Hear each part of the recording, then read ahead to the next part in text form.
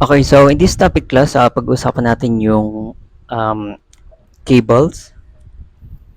So let's first define kung ano ba yung tinatawag nating cable kasi maybe lumabas sa exam nyo kung ano yung definition ng cable para kahit pa paano alam nyo and meron kayong idea before tayo mag-proceed sa pagsasolve ng different types of problems. So sabi dito, cables are flexible structures that support the applied transverse loads by tensile resistance developed in its members. Cables are used in suspension bridges, tension leg offshore platforms, transmission lines, and other engineering applications. So, kung pumunta na kayo sa mga urban areas kung saan medyo develop na yung isang city, makakita kayo class ng mga bridges kung saan gumagamit ng mga cables as a support dun sa mga bridge. Like for example, kagaya na to, ayan, ng tulay na yan, it is very necessary for that bridge na gumamit ng support ng cable kasi ang tendency kapag ka sobrang layo ng bridge nyo, magkakaroon ng sag or lulundo yung bridge nyo kaya kinakailangan merong support na kakapit which is yung cable na ginagamit natin. Okay? There are other applications ng cable sa engineering. Sobrang dami niyan. Ayan, yung mga naka-bold letters na yan, yan yung examples kung saan ginagamit or ina-apply yung cables natin. Pero dito sa civil engineering, there are three types of cables na kinakailangan natin i-consider kapag magsasolve tayo ng problems. Namely, number one is yung cable with concentrated loads. Like for example, halimbawa, tayo sa tulay na yan.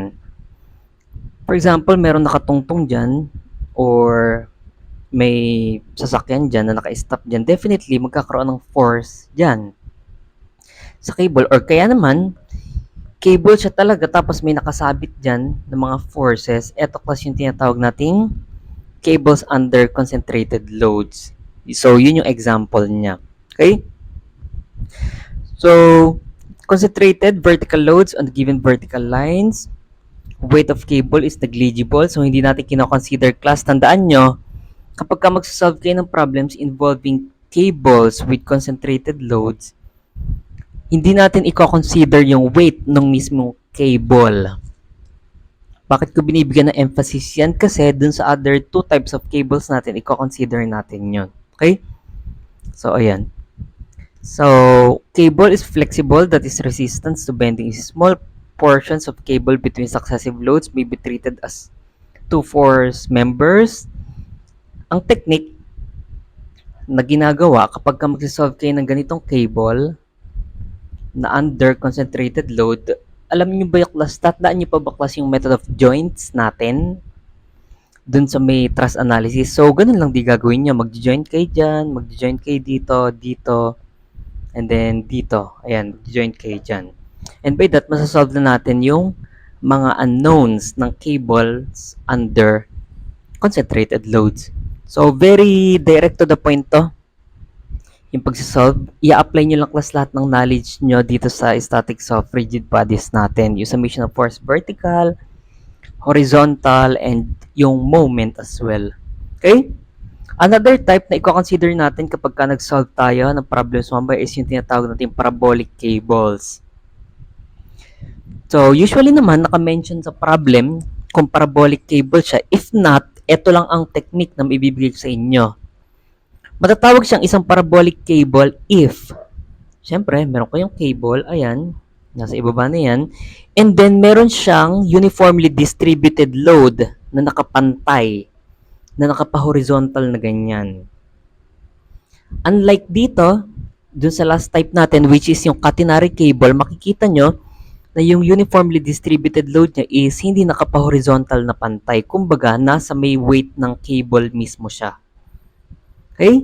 So, yun yung difference lang naman ng parabolic cable and catenary. Also, pagka hindi minention sa problem, if ever man, ma-identify nyo na parabolic cable siya if, ganon, If yung span to sag ratio is greater than 10, so kunin nyo to, L over D should be greater than 10.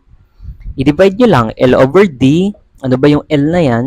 Ito, syempre, yung span ng cable nyo, yung D na to, ito kasi yung sag or depth ng cable nyo, i-divide nyo yan, that should be greater than 10. Therefore, makakonsider nyo na siya as parabolic cable.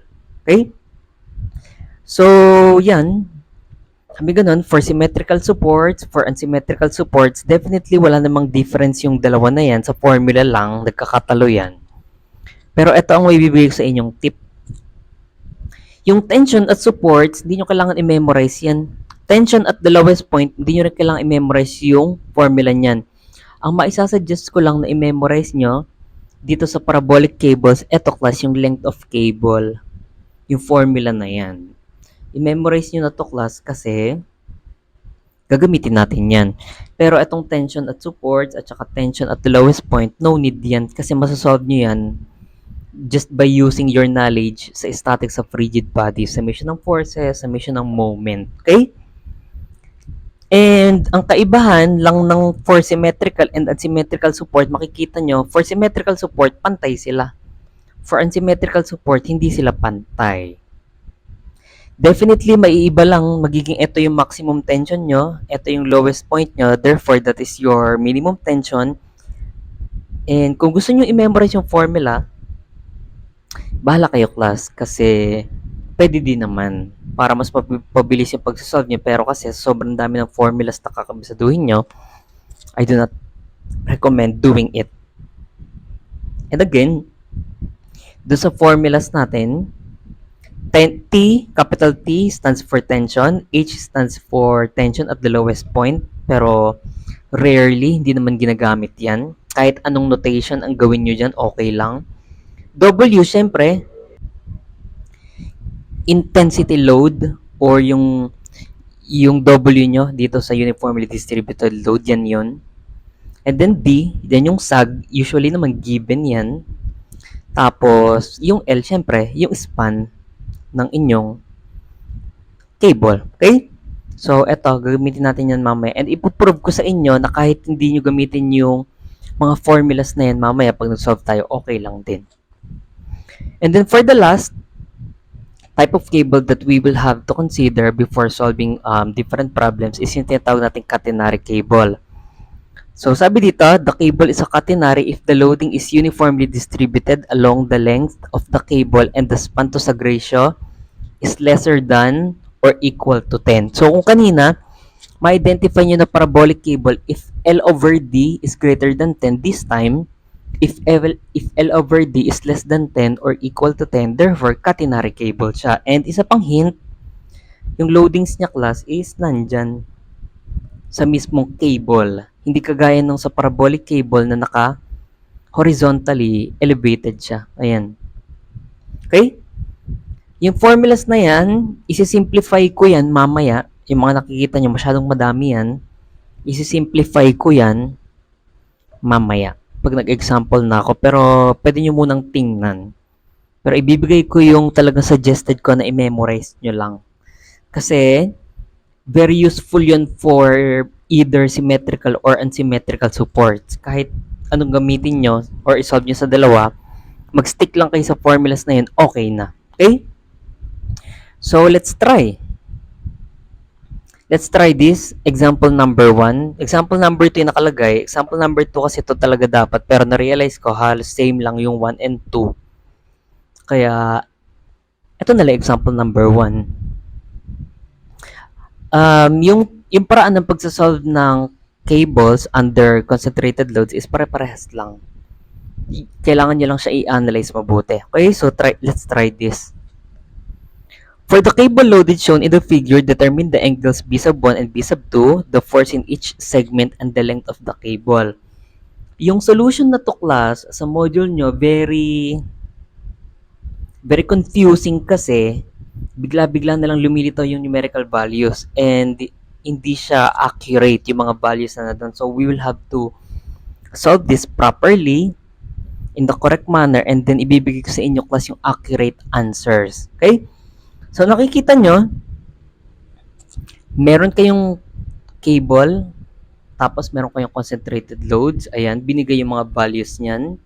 Binigay yung mga distances ng bawat joints. Ayan, binigay din to.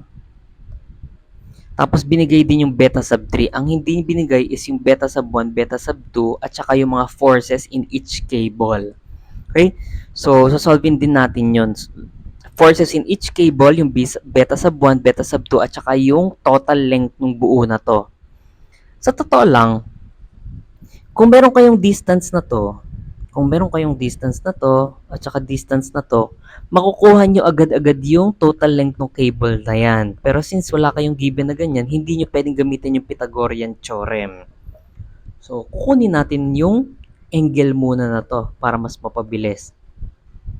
First step na usually ang ginagawa kapag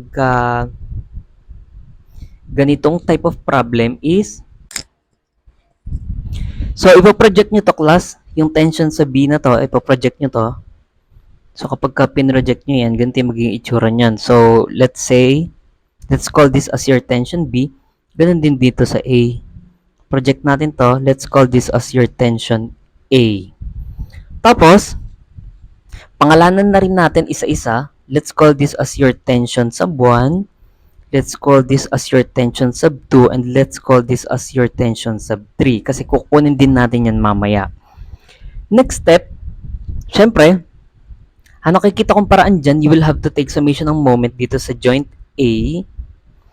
Kaso lang, kapag ka nag-moment kayo dyan, papasok yan, walang problema dyan, papasok tong tension sa B, pero hindi nyo class pwedeng i-moment ng ganyan yan. So, we will have to break it into its equivalent components. So, kapag ka i-break nyo yan into its equivalent components, magiging tension B. If this is 35 degrees, tandaan nyo, kapag ka nilagay nyo to dito, this is also 35 degrees. Okay? So, this is tension B. This is sine 35. Then, this one, kapag ka pinroject nyo rin to, this is also tension B, pero this time, cosine 35 na to. Okay?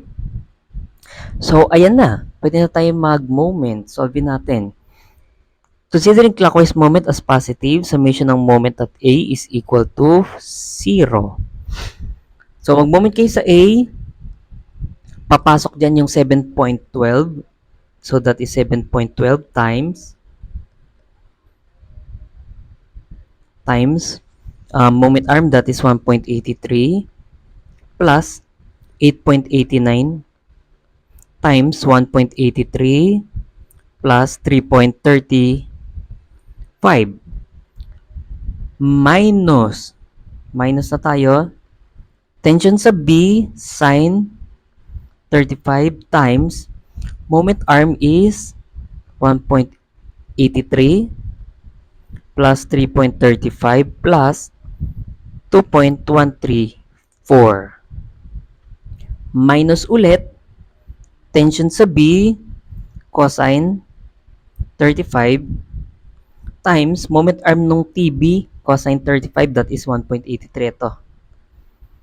That is just 1.83 is equal to 0. Therefore, solving yung tension sa B, input nyo na class sa calc nyo, pwede kayo mag-shift calc 7.12 times 1.83 plus 8.89 times 1.83 plus 3.35 plus alpha x sine 35 times 1.83 plus 3.35 plus 2.134 minus pala yun class, minus alpha x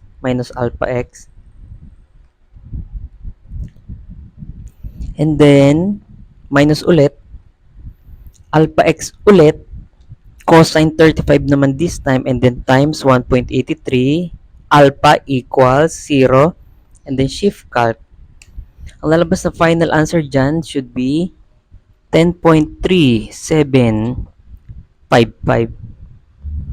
kilonewtons.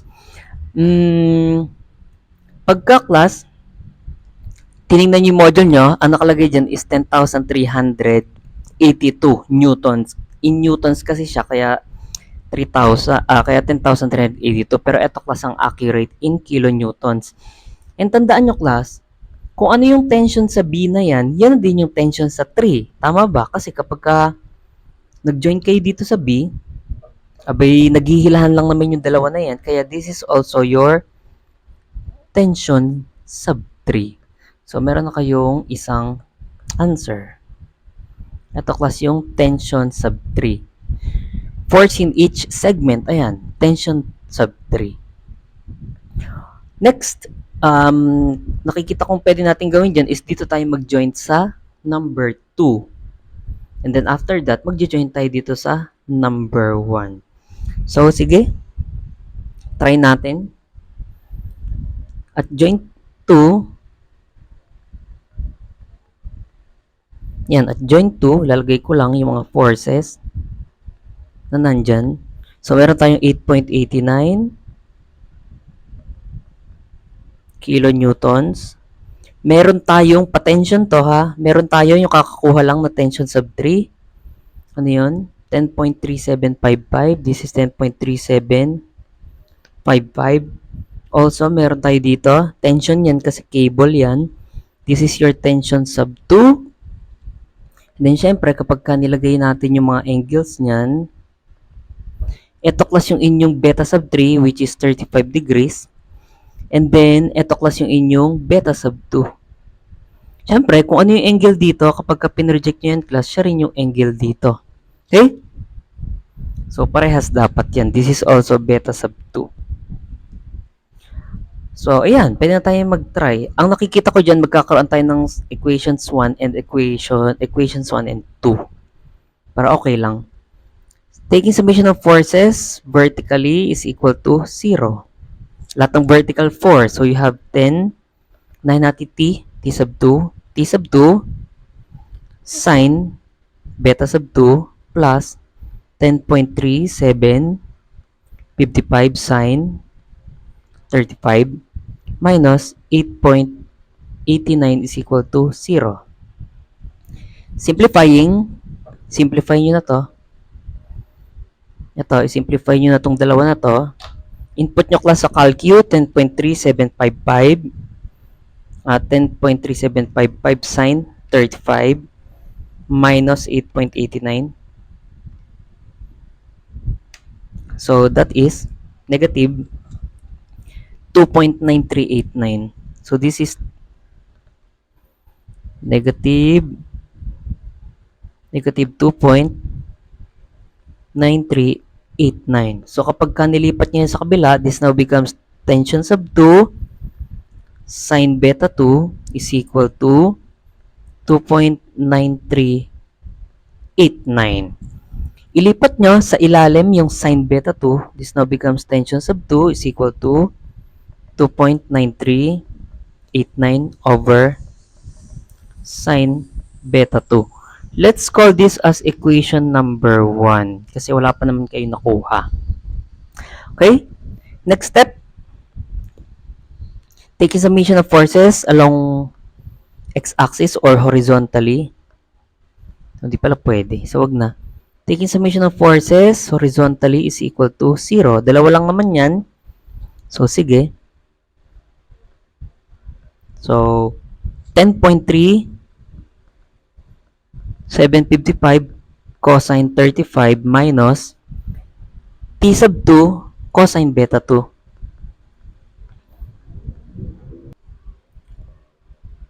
Is equal to 0. Therefore, tension sub 2 cosine beta 2, ilipat nyo sa kabila, magiging positive to, is equal to 10.3755 cosine 35. Divide nyo ulit yung cosine beta 2, therefore, t sub 2 is equal to 10.3755, or kaya naman, simplify na natin. Simplify nyo na to class. Pag sinimplify nyo yan, 10.3755 cosine 35, 8.4991. So, therefore, this is 8.4991 over cosine beta 2. Let's call this as equation number 2. And then lastly, nakikita ko dyan, tension sub 2 is equal to tension sub 2. Pag in-equate nyo yan, you will get 2.9389 over sine beta sub 2 is equal to 8.4991 over cosine beta 2. Cross multiplying, you will get 2.9389 over 8.4991 is equal to sine over cosine is tangent beta sub 2. And then lastly, beta sub 2 is equal to inverse tangent nyo na yan. Inverse tangent ng 2.9389 over 8.4991. Therefore, beta sub 2 is equal to shift tangent ng 2.9389 over 8.4991. This is 19.0749 degrees. Ito class yung beta sub 2. Ayan. And then, lastly, input nyo class kahit saan dyan sa dalawa na yan. Try natin. Sige. Pag in-input nyo class yung value ng beta sub 2 dyan, ang makukuha nyo dito is 2.9389 over sine nung 19.0749. Ang makukuha nyo dito is 8.99. This is 8.9929 kilonewtons. Dito naman sa isa, tension sub 2 is equal to 8.4991 over cosine 19.0749. Ganun din. 8.9929 kilonewton. So, definitely, tama yan kahit alin dyan sa dalawa. Kasi, nagparehas sila. Okay?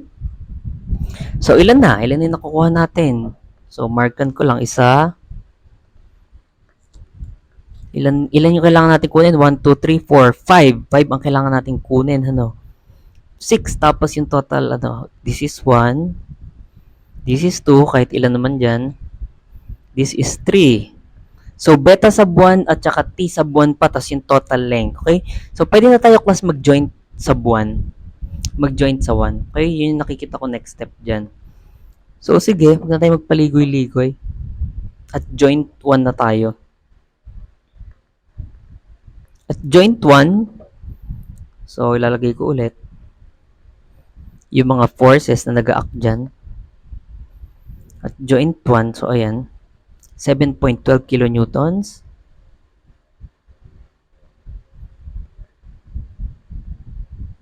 So, you have 7.12 kilonewtons. Tapos, meron ko yung T sub 2, which nakuha nyo na.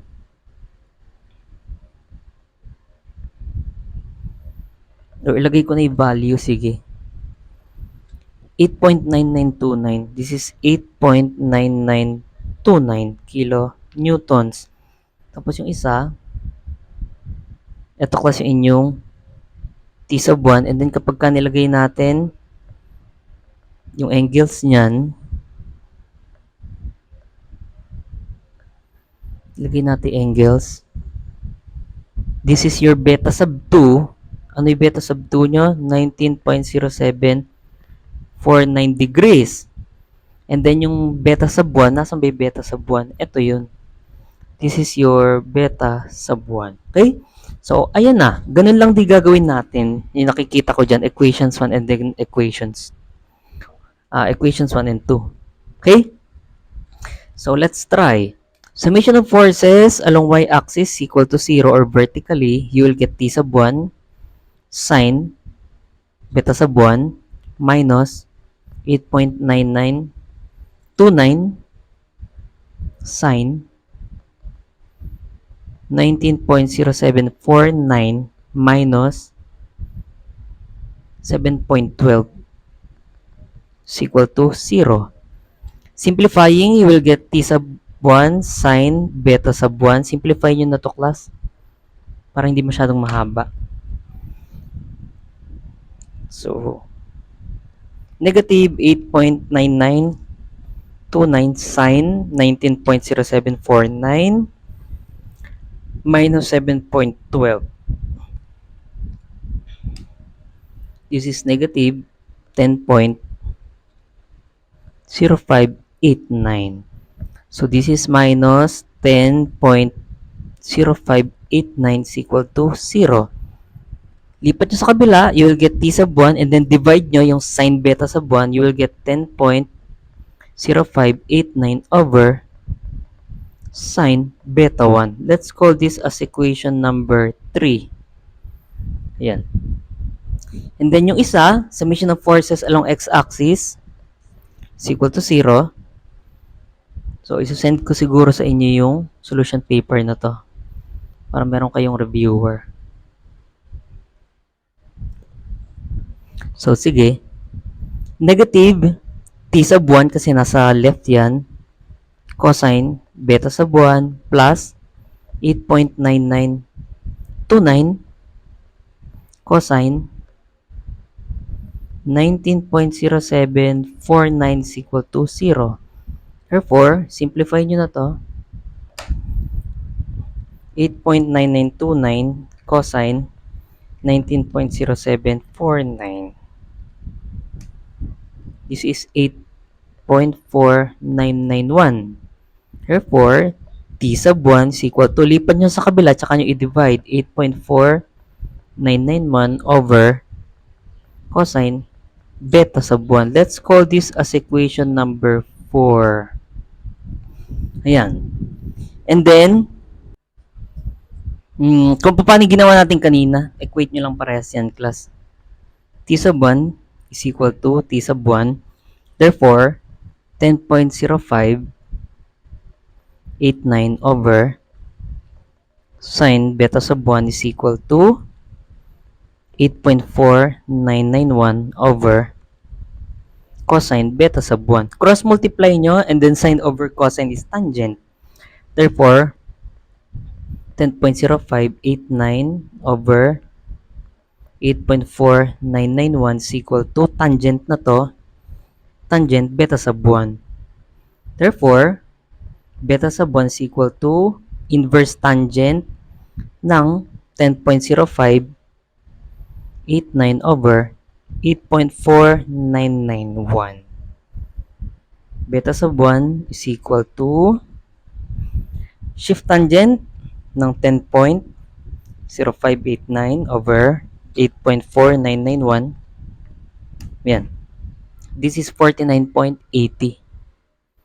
So, let me check. Yan, 49.80.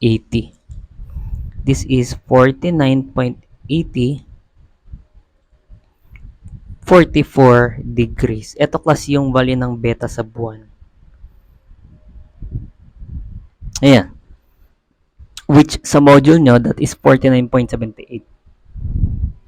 And then lastly, input nyo class dito, ulit, yung nakuha nyong beta sub 1, kahit alin dyan sa dalawa na yan, makukuha nyong value, t sub 1 is equal to, kahit alin na dyan, class 10.0589 over sine ng 49.8044. 13.1688. Ayan. 1688. Doon sa isa naman, try ko doon sa isa, 8.4991 over cosine 49.8044. Ganun din naman. So, ito na lang. So, ayan, ito kasi yung value ng inyong t sub 1. Meron na kayong beta sub 1, t sub 1, beta sub 2, t sub 2, at saka t sub 3. Kasi meron naman na kayong beta sub 3. Ito na yung beta sub 3 nyo, class. Ayan. And then lastly, kunin daw natin, pinapakuha sa ating class yung total length ng cable na yan. So, ito class yung nakikita kong gagawin nyo dyan. Dito, let's call this as your length 1. Yung isa, let's call this as your length 2. And then let's call this as your length sub 3. Gagawin nyo, para makuha nyo yung length sa buwan, you will use yung cosine function ng right triangle nyo. So, cosine kasi given tong adjacent side yung angle nyo nandito. Therefore, cosine beta sub 1 is equal to 1.83 over L sub 1. Therefore, L sub 1 is equal to 1.83 over cosine beta sub 1. So, kung ganun pala, makikita nyo class na yung L sub 2 is also equal to 3.35 naman siya kasi 3.35 to. 3.35 over cosine beta 2 naman to. And then for L sub 3, you will get ito yung nasa taas, 2.134. This is 2.134 over cosine beta sub 3. Ayan. So, pag plus-plusin natin lahat yan, makukuha natin yung total length. So, dito na lang. Total length of cable. Or dito na lang sa dulo pala. Para hindi nakasingit dyan. So, total length of cable, dito ko na ilalagay.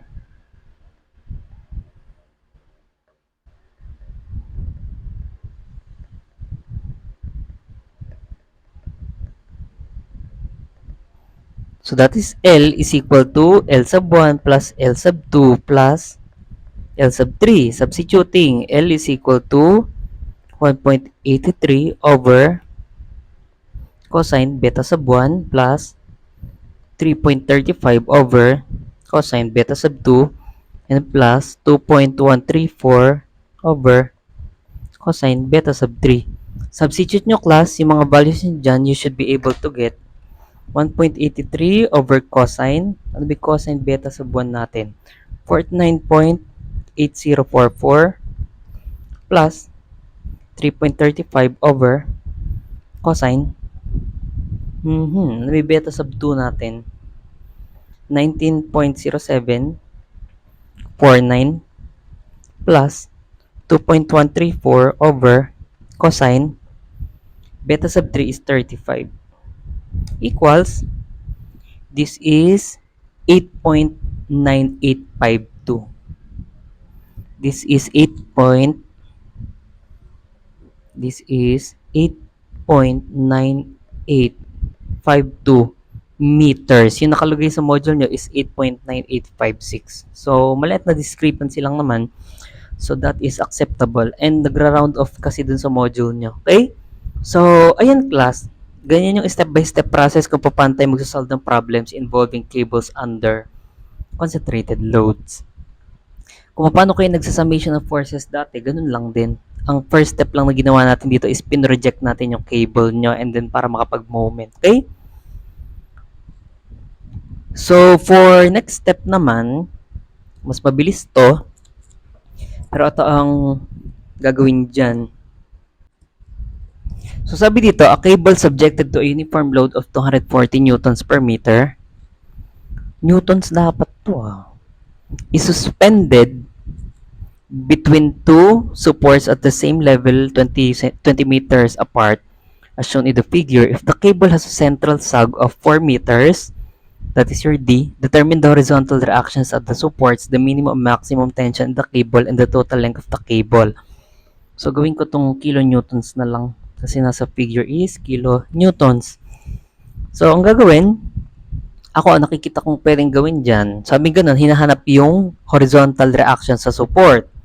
So, if we are to project this, pagka pinroject nyo yan, this will be your AY, this will be your BY. Tapos kapag pinroject nyo to dito, this will be your AX, kahit pa panong direction, assumption lang yan. This will be your BX. Definitely, yung AY at saka yung BY, makukuha nyo yan agad. Paano? Yung tinuro ko sa inyo class, kapag symmetrical, ganito ang gagawin nyo dyan. So, 240 times yung length niya, that is 20. Divide nyo yan sa 2. This will be your AY and this This will also be your By. Paano nangyari yun? 240 minultiply sa 20 para makuha yung directed load niya. Tapos dinivide sa 2 kasi symmetrical yung AY at saka yung BY. So pakikuha niyo yan class. Therefore, that is 240 times 20 over 2. That is 2,400. This is your AY. And this is also your BY. Anong unit niyan? Kilonewtons. Kilonewtons natin. Okay? So, parehas yan upward. Next, ang pinapako sa atin is yung AX at saka BX.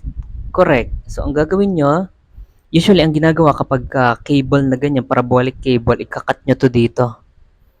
Pagka kinat nyo yan dyan, ma-expose yung tension sa C. Ma-expose. So, try natin i-drawing. So, ganito yung mangyayari dyan.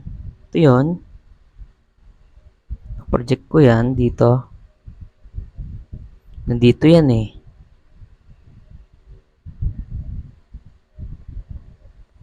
Ito yun, di ba? Yan yun.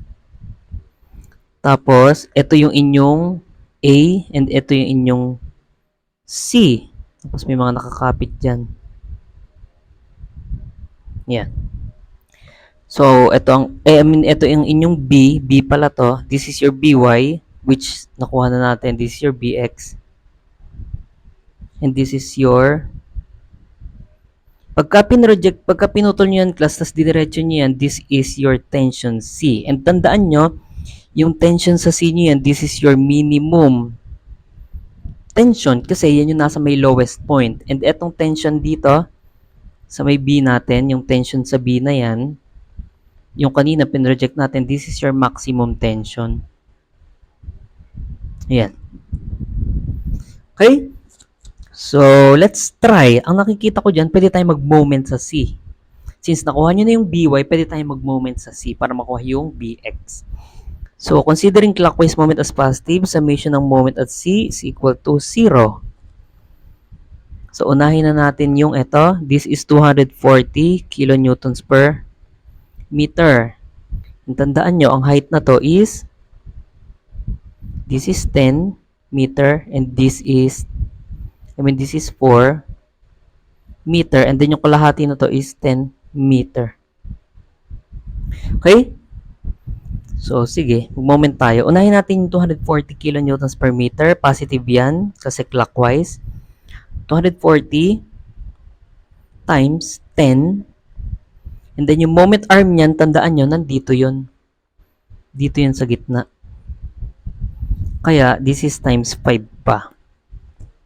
Yung TB na yan, di nyo papakialaman yan kasi binrate na natin siya into its equivalent components. Yung BY, negative yan. Negative BY, nakuha natin value ng BY, that is 2,400 times moment arm from point C, that is 10.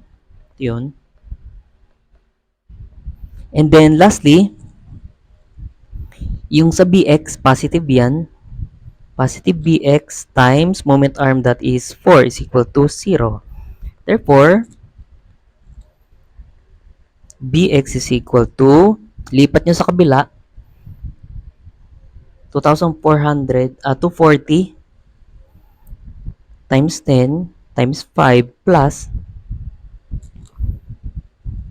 negative to plus 2,400 positive na yan kasi nilipat sa kabila and then times 10 over 4. Therefore, BX is now equal to negative 240 times 10 times 5 plus 2,400 times 10 over 4. This is 3,000 kilonewtons. Ayan. Ito class yung answer natin. Also, if 3,000 yan, AX is also equal to 3,000 kilonewtons. Ito class yung reaction naman sa A. So, ayan. Nakuha natin. Next, ano pang pinapahanap sa atin? Determine the horizontal reactions at the supports, the minimum and maximum tension in the cable, and the total length of the cable. Yung total length of the cable, gagamit tayo ng formula class. Okay? Pero dun sa maximum tension in the cable tsaka minimum, hindi na kailangan. Yung maximum tension nyo, tandaan nyo, that is your TA or kaya TB. So, ipythagorean theorem nyo na lang yan. TB, that is your maximum tension, is equal to square root. Pythagorean theorem lang naman yan. Square root ng 3,000 squared plus 2,400 squared. Therefore, TB is equal to square root ng 3,000 squared plus 2,400 squared. This is 300. Mamaya gagamit natin formula. 3,841.8745 kilo newtons. Ito kasi yung maximum tension. And then for the minimum tension, magsasummation ng forces lang kayo dyan. Nakikita nyo ba? Nung kinat natin to, nakikita nyo, naka-horizontal lang yung TC. So, equate nyo lang. Taking summation ng forces along x-axis. So, dito tayo. Or sa baba na lang, sige. Taking summation ng forces along x-axis is equal to 0. Therefore, TC is equal to Bx. Therefore, TC is equal to 3,000 kilonewtons. Ito kasi inyong minimum tension. Ayan. That is your minimum tension. Di ba? Very direct to the point lang yan. No need to memorize those formulas na nakita nyo na sinasabi kanina. And again, gagamit tayo, sabi sa inyo, tatry natin yan sa formula. So, itry natin. Okay, so, I think we're good. Ano pa ba? So, ito yung for solution 1, yung conventional. Ito, gamit tayo ng formula. So, try natin gumamit ng formula using formula. And patunayan natin kung tama ba yung formula na nakalagay sa module nyo. Unahin natin yung yung horizontal forces sa support. Hindi niyo yan magagamitan ng formula, ganyan lang talaga siya. Pero yung minimum tsaka maximum, pwede. Balikan natin yung formula kanina. Sa parabolic cable, minimum daw, ayan, tension at the lowest point, tension at supports. Ayan, tension at supports, yun yung maximum nyo. So, kunin natin to. Ayan, tsaka yung length of the cable. So, kunin natin yan. Dito tayo. Patunayan natin kung tama ba yan talaga. Pero, tinry ko rin to gamitin dati. Parang tama naman talaga to. Ayan. So, unahin natin tension at support, yung maximum tension. That is your T sub B. Ito, gamitin natin yan. T sub B. Lagyan ko ng hati sa gitna. Para hindi sila magkagulo. Ayan. T sub B, that is your maximum tension. Is equal to, ito yun, square root daw ng WL. Ano ba yung W nyo? 240. Ano yung L nyo? 20 over 2 squared plus yung H nyo. Yung H nyo dyan, class, ito yun. O wala pa tayong H, ano? So, mamaya na yan. Lagay nyo muna dyan. Unahin natin yung H or yung T sub C. T sub C is equal to W. Ano yung W nyo? W, that is also equal to H. So, formula. W nyo, class, 240 times L, that is 20 squared over 8B. 8 times 4. So, kunin nyo nga yan. Tingnan natin. Malalaman natin. 240 times 20 squared over 8 times D, that is 4. 3,000. This is also 3,000 kilonewtons. So, correct.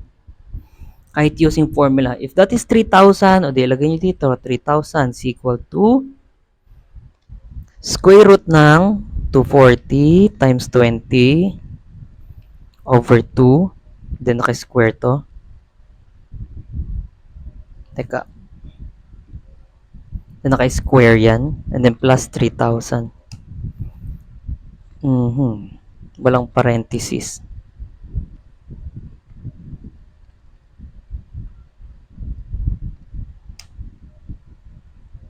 Teka. 240 WL over 2 squared din to. Naka-square. So, yun yung kulang.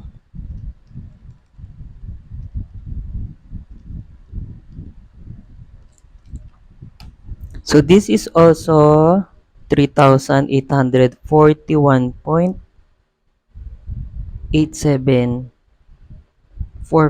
kilo newtons. Ito class yung maximum tension or tension sa B and A. So, ayan. Sa tingin nyo, bakit kaya nagkamukha? Malamang. Class, sa totoo lang, yung formulas na to, na-derive lang dun sa mga pinagsasolve natin kanina. Kaya, it's up to you kung ano yung gusto nyong sundin sa dalawa using formula, conventional method. So, ilalagay ko dito, conventional method.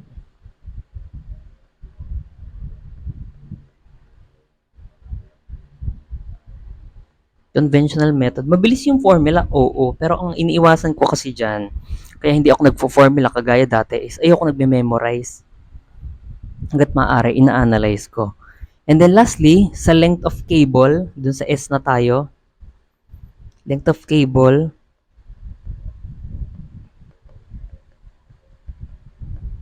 S, therefore, S is equal to L plus, ano daw yun?